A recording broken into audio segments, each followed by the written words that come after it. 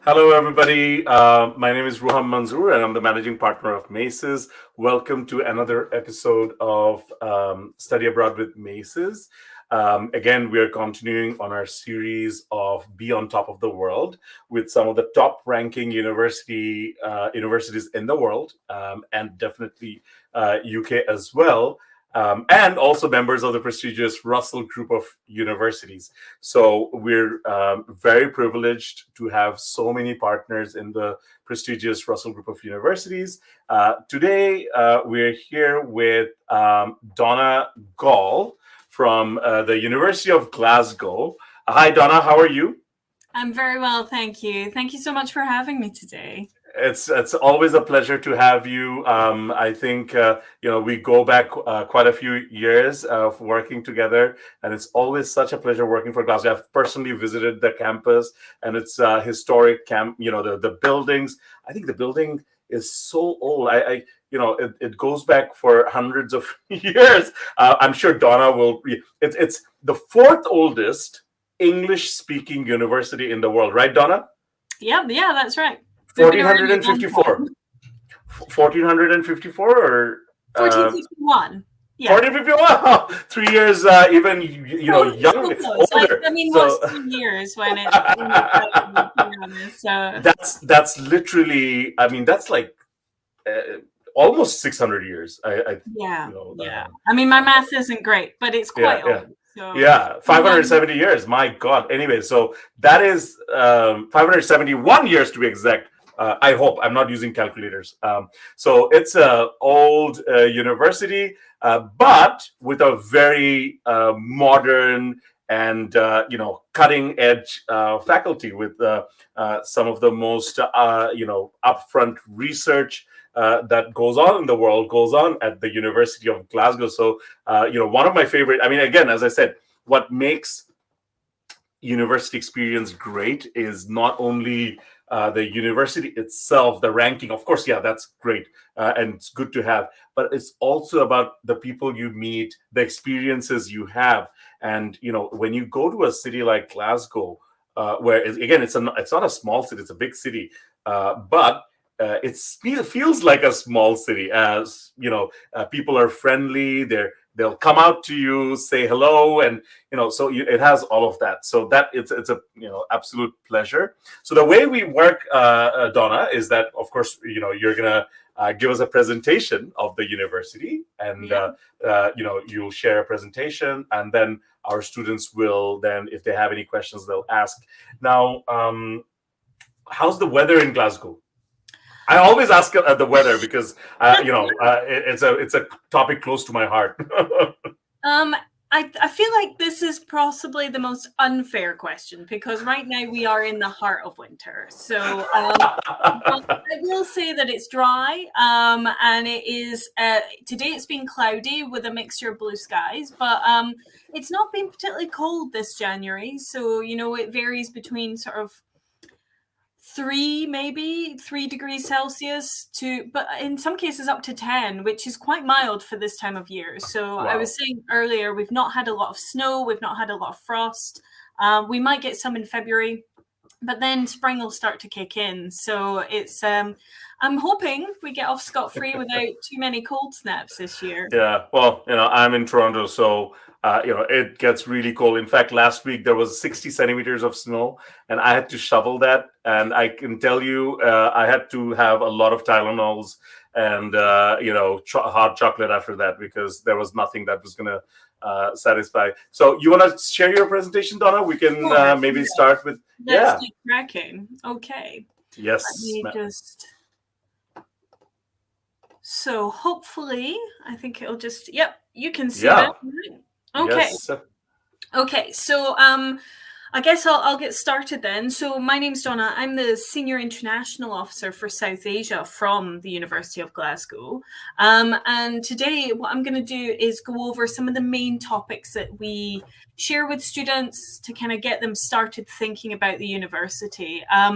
This image on this slide, this title slide, is actually my favorite view of the campus. It's an autumn day, but the sky is still blue. It's a beautiful sunny day, and it's overlooking our main campus building, which is probably the building you were talking about earlier. It's not even the original campus building. This building's only about 200 or so years old, but it's designed by the same guy that designed the Houses of Parliament in London. So you might recognize some of the kind of Gothic style themes there. But this would be your main center as a student with us, and campus buildings surround this area, and it overlooks the city and Kelvin Grove Park.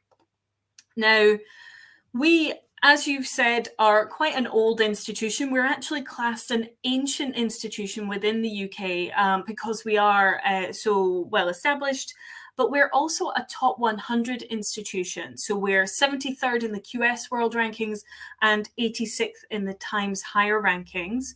And we are also currently Scottish University of the Year 2022.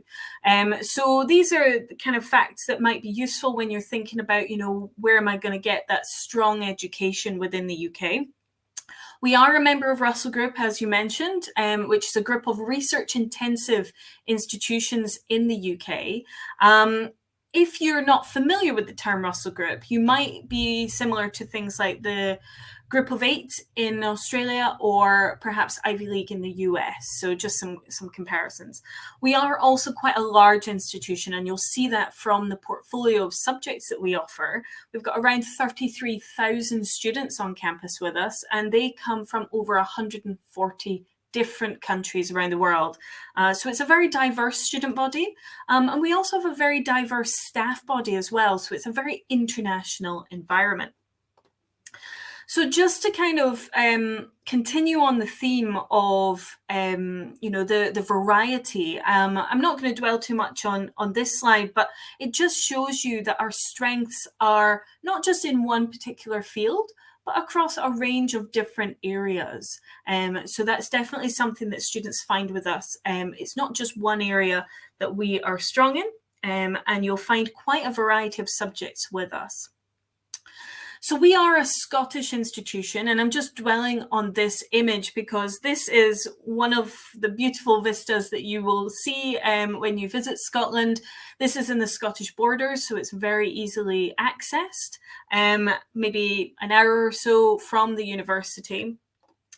And as you are visiting Scotland and studying in Scotland, obviously we would love you to take advantage of that experience while you're here. Please don't just stick to Glasgow. There's a lot that Glasgow offers, and I'll come to that. But Scotland as a country also has a huge amount to experience. We're quite an outdoorsy culture, so there's lots of hill walking and mountain climbing that you can do. Maybe you could try winter sports if you've never had the chance to do that. I said we don't have snow at the moment, but Glasgow's quite far south in Scotland. You don't have to go too far north to find plenty of snow if that's what you're looking for. As a culture as well, we love things like comedy and theatre and live music, and we love a festival. So you are going to find these kind of activities all year round in all different towns and cities across Scotland. One of the largest arts and cultural festivals in the world, if not the largest, takes place in Edinburgh every summer, and that's less than an hour from the city centre of Glasgow. So you have all of this on your doorstep, not to mention a beautiful country. It has been voted world's most beautiful country.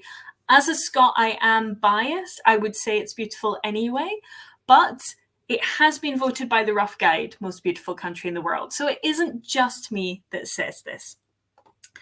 If we think about Glasgow, and this is where you're probably going to spend most of your time, we as a city are very proud to be the world's friendliest city. I think it might have been 3 years in a row that we have been voted world's friendliest city, but we're also a real hub for culture and creativity within the UK and within Scotland.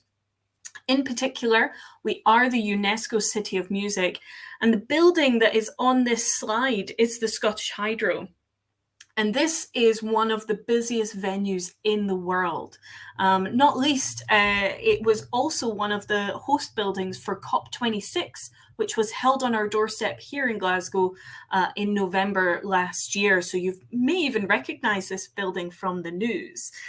It is also, as a city, it has everything that you could possibly want. Being one of the largest cities in the UK, you will find all the shops and bars and restaurants that you're looking for.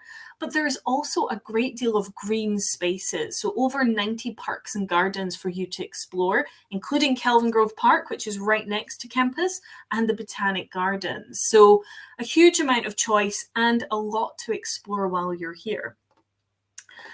So if we talk a bit more about the study options, I'm not going to go into every subject because we just don't have that kind of time, but to give you an idea of the subject areas that we offer, you can see a broad range here. You might notice that one thing that isn't mentioned is fine art. So we don't teach fine arts such as photography and painting and drawing and things like that, but you will find a huge range of almost every other subject you can think of within our portfolio. If you're planning to do a bachelor's degree with us, that would be a 4-year degree program. And if you are thinking of doing a master's degree, a postgraduate taught, which is what that PGT stands for, that would be a 1-year master's degree. And if you're considering a research degree, such as a PhD, you should be thinking that will be around 3 to 4 years long.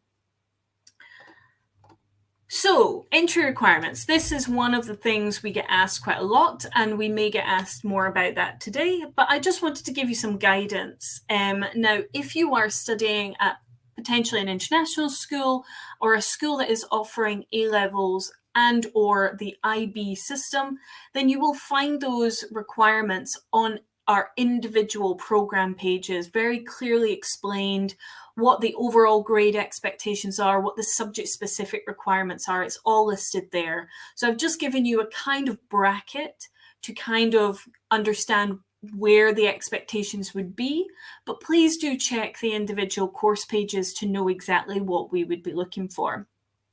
If you are studying the Bangladesh High School Certificate, unfortunately, you won't be able to join us in the first year directly. We would require you to do some further study, but you can do this with our Glasgow International College, which is part of the campus area, through the foundation certificate. And you would then, if you're successful, progress into second year. So that would mean you'd still only be doing 4 years of study with us at bachelor's level. If you'd like to join the foundation certificate, it would be a 65% grade average that they would be looking for. And just to progress on to more details about that, the Glasgow International College options are 3 different foundations. So obviously you would choose the foundation program that suits what you are going to study. So if you're going to do business, then you would do the Business and Social Sciences Foundation and then progress into year 2. If you were going to do computing science, you would do Science and Engineering and then progress into year 2. So please check those options if that's something you're interested in, and you would apply directly to Kaplan for that, and then they will help you with that progression process through to the university after your foundation. If you're thinking about postgraduate programs, now I mentioned earlier there are postgraduate taught programs. These are master's degree. For us, most of these are called Master of Sciences, but there are other options available. And then you also have research programs. Now, for a taught master's program, we're usually looking for the equivalent to a 2-1 honours degree.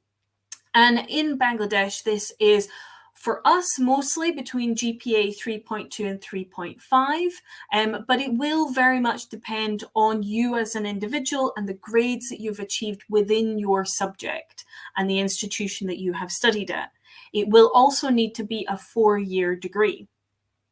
If you're thinking about doing a research degree, such as a PhD, then you are going to need most likely a master's qualification as well. And this could be potentially a master's from Bangladesh or somewhere else. For most of our degrees, we do require a relevant background, and this varies from subject to subject exactly how relevant it needs to be. And if there are specific requirements, it will be detailed on the program page. We do have a small number of conversion degrees, such as our psychology degree, which would be open to students from any background if that's of interest to you. So moving on from that, it is probably important that I mention that you will need to show evidence of your English level, but this can be done in a variety of ways. The likelihood is you'll need to take an English test, but we do accept a range of English tests, and you can get guidance from ourselves or from MACES on which test would suit you best, and also what grade requirements are needed. They are very clearly detailed on the program page. These are just sort of the minimum entry requirements for English for most of our programs. Some, such as say English literature or TESOL, which is teaching English to speakers of other languages, the requirement for English level will be higher. Just a couple more details. If you're thinking about applying, how would you do that? Well, at undergraduate, you would apply through UCAS. You can also apply through Common App, but you can't do both, okay? So this would be a choice of one or the other. And if you were applying to more than one UK university, I would give UCAS serious consideration. If you're applying for postgraduate, you would do that directly onto our website, and you'd provide us with all your academic information. We need to know about your previous history of education in order to assess if you are eligible or not. And we'll need your documents to do that. If you're planning to do a research qualification, then you should be looking to see if you can find a supervisor before you think about doing the actual application form. There is a tool to help you find a supervisor on our website, and you can get in touch with them. And moving on from that, just a quick mention on the fees, but I would check these directly on the page because it's a lot of information to go through right now. But the last thing I really want to look at is scholarships. So this is something that I'm sure we're all interested in. I get asked about it often by students, so I'm keen to make sure I share that with you. There are different kinds of scholarships, and at the university, a lot of ours are automatic assessment scholarships. So this means there's no paperwork, which in my mind actually makes them slightly more appealing because there's no extra admin attached to them. Now, there are some scholarships that cover the whole university. So this would be the International Leadership Scholarship and the Chancellor's Award. So that would be £10,000 and £5,000. Now, these are postgraduate scholarships. I will come back to undergraduate in a minute. These scholarships tend to be awarded on academic merit basis, okay? For Bangladesh specifically, we do have a couple that I'd like to highlight. Firstly, the Great Scholarship, which is through the British Council, and this requires an application form to the British Council to be completed. We have an automatic discount for Bangladeshi students applying to the Adam Smith Business School. And we also have a new scholarship for this year, which is for the College of Arts programs, which is £5,000. The scholarship that I haven't put on this slide, which, to be honest, I'm regretting doing now, is the Undergraduate Excellence Scholarship. Now, this is an undergraduate scholarship, and you don't have to do any paperwork for this. There's no application. If you are a highly qualified applicant, you will be automatically assessed for this scholarship, the Undergraduate Excellence Scholarship, and it is £7,000 per year of study. So there's no paperwork, it's automatic, but you won't hear if you are successful until after you have received your offer, okay? So it's usually a couple of weeks once you've received your offer. You can find details on what the qualification element of that scholarship is on our scholarships page, which is on that link at the bottom of this slide. Okay, so hopefully I've kept that brief enough. I'm hoping that that was enough of the main information, but obviously trying to keep it brief. If there's other things that we've missed or things you'd like to know more about, please don't hesitate to get in touch or asking me now. That is awesome. Thank you so much, Donna. I think you covered in a very small amount of time. You have covered pretty much everything that students are interested in. Just so you know, actually, we have had a really good, our students have had a very good success.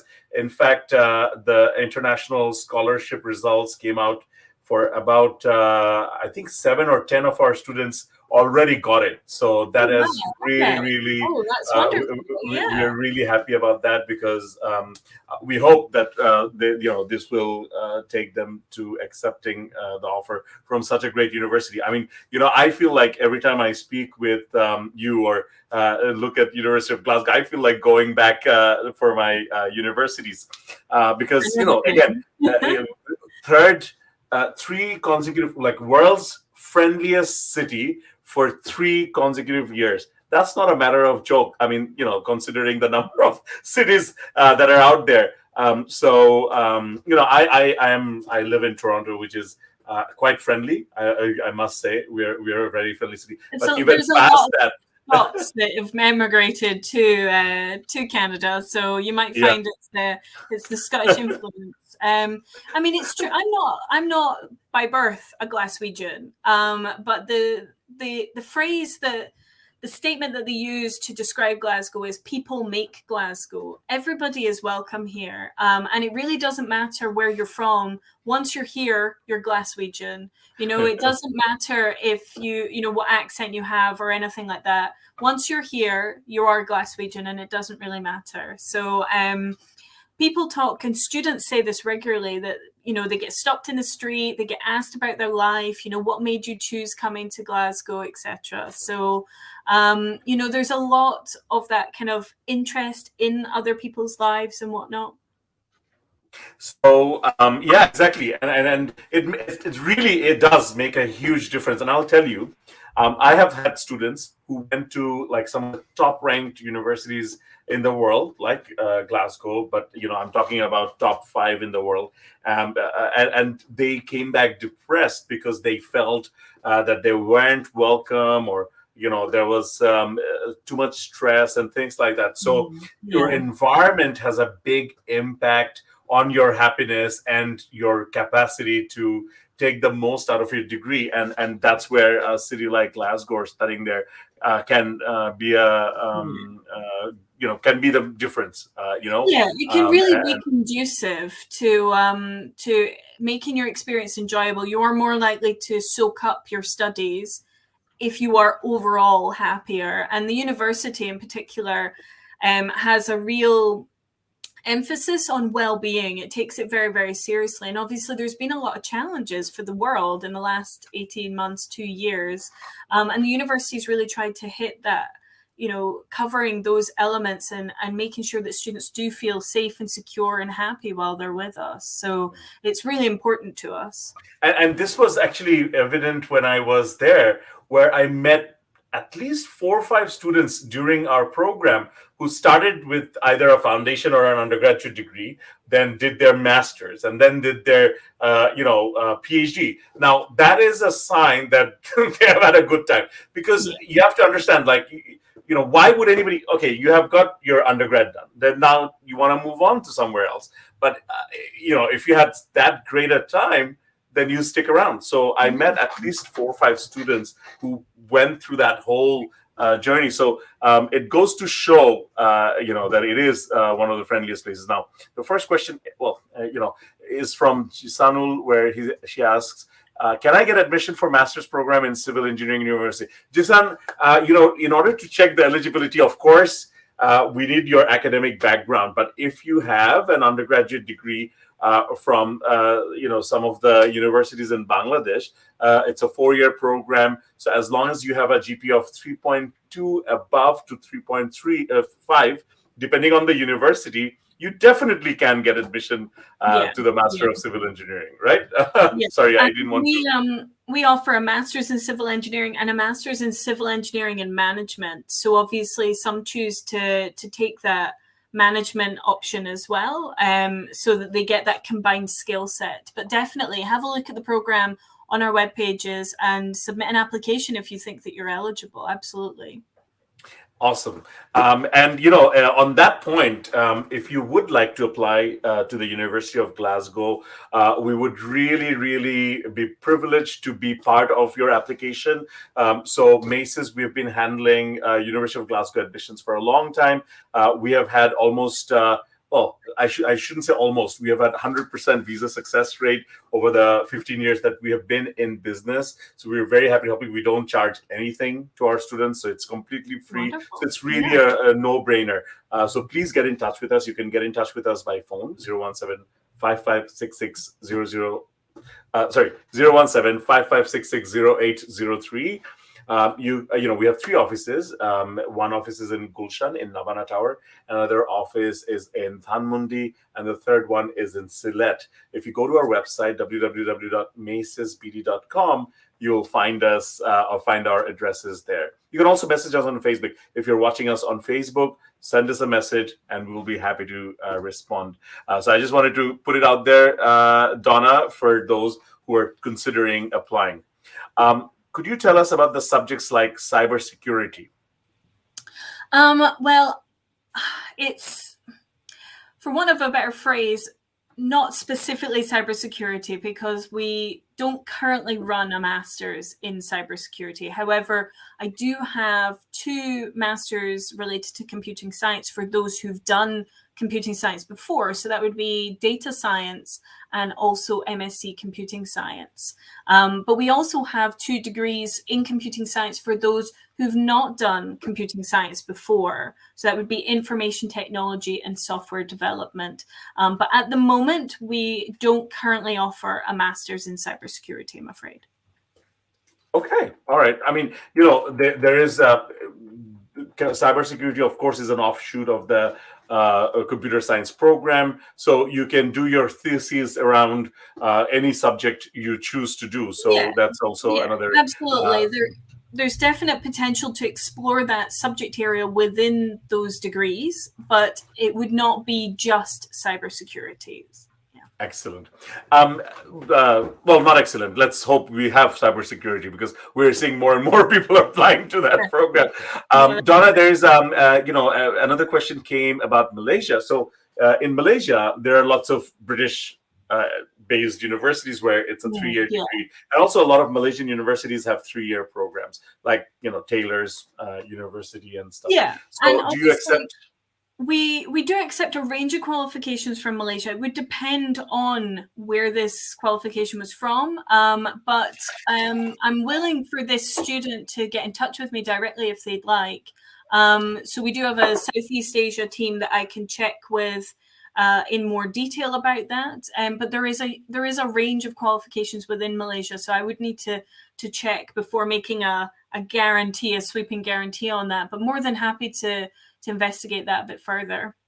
So further to that, Afra, basically we work with Taylor's University, University of Nottingham, Malaysia campus, University of Reading, Malaysia campus. Now, for all those universities, as long as you have an equivalency of 2-1 and above, University of Glasgow will be taking that, because University of Taylor's actually has a dual degree program, so they get a degree from UW Bristol as well as Taylor's. So as long as they have a 2-1, you will accept, because it's a British university. University of Nottingham also is a British university. So, but of course, it's not from like blanket from all universities.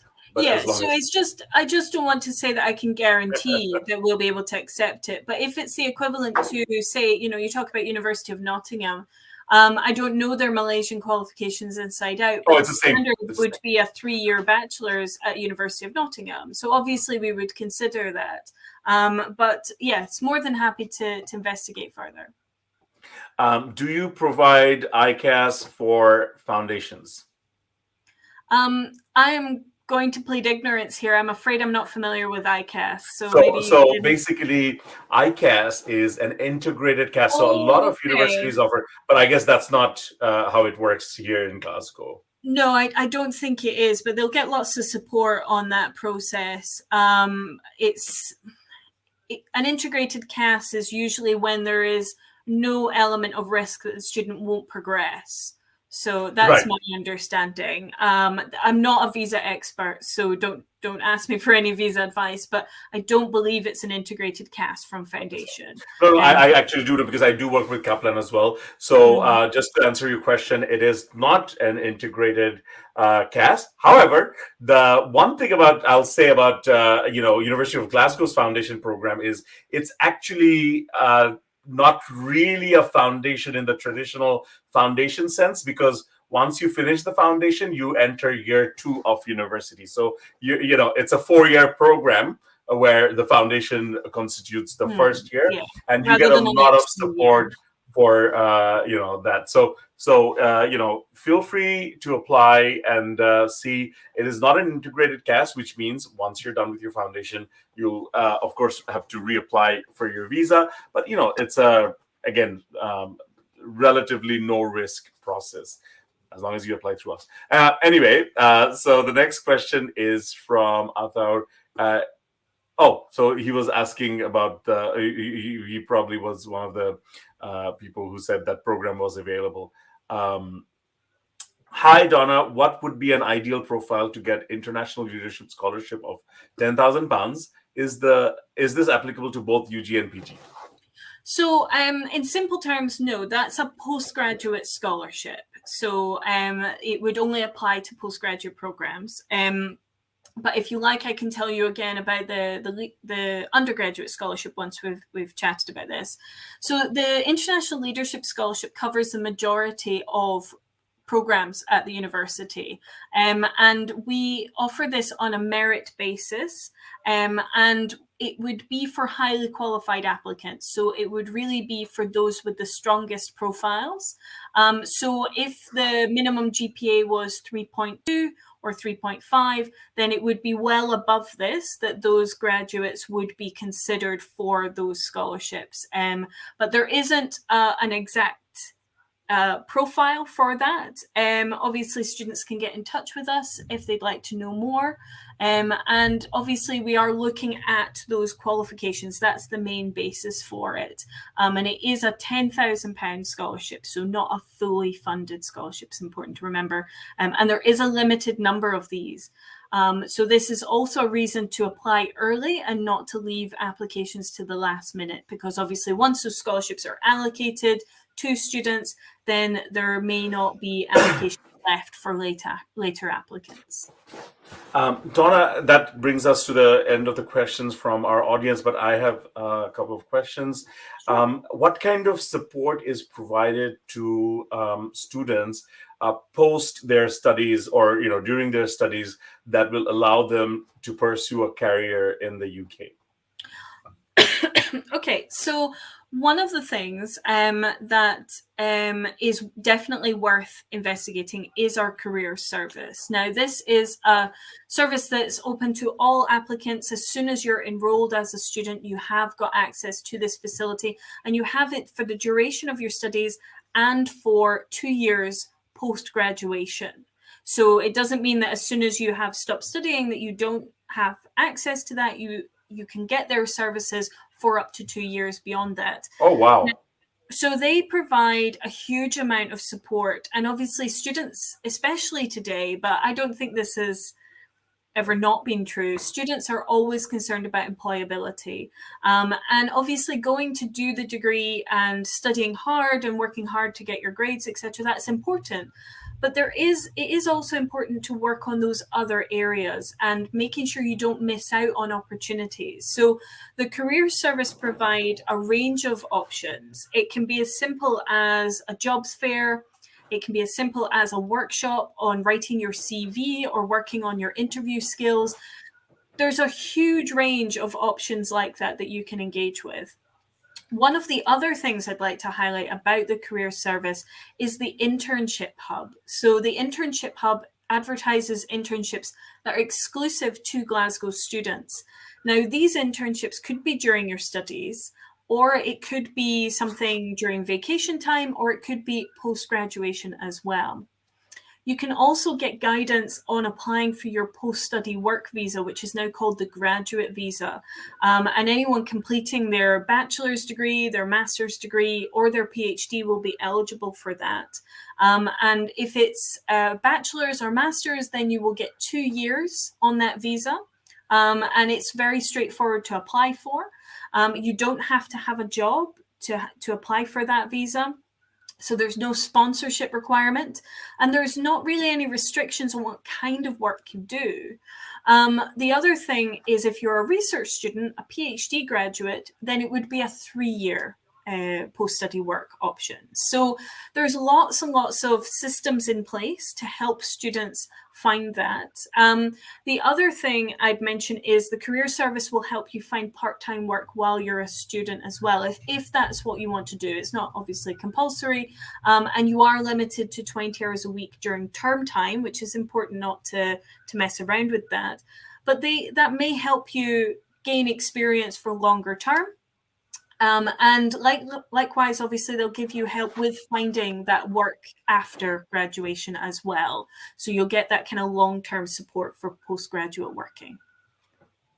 That's a very good answer, Donna, because Thanks. those are all things that makes a huge difference when somebody's seeking jobs. I mean, I know that when I graduated and I was looking for a university, that the careers department played a big role in fixing my CV and all that, because I'm from Bangladesh. What do I know about how a Western company looks at CVs? I mean, a lot of times people apply to jobs at our company who are fresh graduates. They have a 3-page long CVs. Whereas in the Western world, you have to, make it down to 1 page, and highlighting your and also highlighting your strengths within that succinct page. That is very, very important, and it's good that you have that. Now, obviously, when you graduate from universities in UK, including University of Glasgow, you're allowed to work. Once you graduate, you have the 2-year post-study work visa, and then when you, if you want to extend that to further, like tier 2 or something like that, or further, you need to fulfill some conditions, which is get a job which pays you a minimum salary. Right now, I think it's about £25,000, and also you have to get a job at a registered sponsor, like somebody who can sponsor internationals for working for the company. So those are tricky, and but you can increase your chances when you study in a university like University of Glasgow, because when you apply to a company and your degree is from University of Glasgow, you know that they will be given a second look. It's kind of like, when you go to university in Buet or IBA or North South University in Bangladesh, you know that the employers look at it with a special light. So you can always maximize your chances. Donna, thank you so much for spending some time with us and our students. I think those who are listened got to know about the university, and they know the kind of, or have a feeling of the kind of place that University of Glasgow provides. So with that, we want to say goodbye. So do you want to say anything before we say goodbye? Just thank you for having me. It's really nice to chat with you beforehand and during this session. And I'm looking forward to hearing from your students. So thank you very much for giving me the opportunity to talk, and hopefully we can chat more about Glasgow in the future. So. Absolutely. It's always a pleasure to speak to you and to speak about University of Glasgow. For those of you who are listening, if you would like to apply, please get in touch with us. You can visit us on our website, www.macesbd.com, or come to one of our 3 offices in Gulshan, Dhanmondi, and Sylhet. Or you can get in touch with us through Facebook. Thank you again for listening, and hopefully we'll catch up again soon. Take care. Bye-bye.